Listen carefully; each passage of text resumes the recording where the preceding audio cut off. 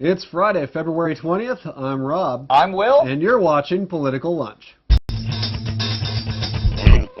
Welcome back to Political Lunch. It's Friday. No funny business today. Just 10 of the top political news stories from across the country in 3 minutes or less. Rob, take it away. Number 10, it's Maripalooza. That's how ABC News described the White House meeting this morning between President Obama, VP Biden, and more than 80 mayors from cities across the nation. The president was hoping to convince the mayors to spend the stimulus money wisely, while also hoping to generate local press coverage for the economic stimulus effort. And number 9, on Wednesday, we reported that a high-speed rail link between LA and Vegas might receive funding under the stimulus bill. Well, it looks like that project won't actually be happening. But fear not, train buffs. The Obama administration, perhaps with a nudge from Amtrak Joe Biden, has included $8 billion in the stimulus bill for the construction of new high-speed rail lines on both coasts. It's the most ambitious mass transit project in recent history. Number 8, President Obama was in Canada early this week to talk trade, Afghan policy, and NAFTA.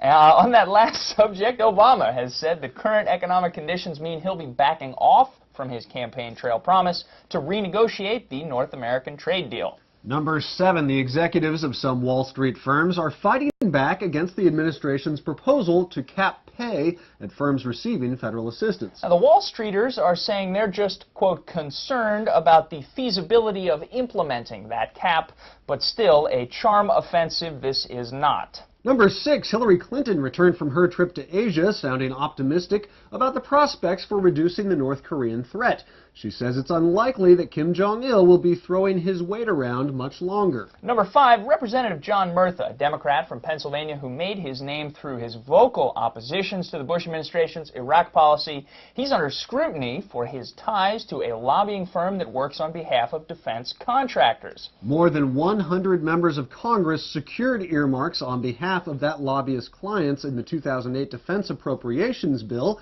a bill that Murtha oversees in his role as chairman of the Defense Appropriations Subcommittee. Number 4, the New York Times has settled a lawsuit brought by Vicky Eisman, a Washington lobbyist who is implicated by the Times and others to have had an improper relationship with John McCain. No money was paid, and the Times was not forced to retract the story, but they did make the unusual concession of allowing Eisman's lawyers to make their case on the Times website. Number 3, we reported on Wednesday that President Obama has a $275 billion plan to address the rising rate of home foreclosure. Well, even as the situation worsens in states like Massachusetts, there's no consensus that the president's plan will work.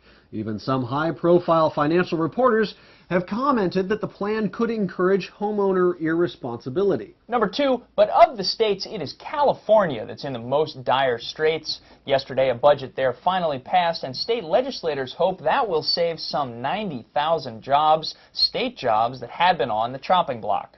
Number 1, finally today, under the subject of just don't want to go there, RNC Chairman Michael Steele raised eyebrows this week by promising a PR blitz to boost support for the Republican Party. Quote, "We need to uptick our image with everyone, including one-armed midgets," Steele said.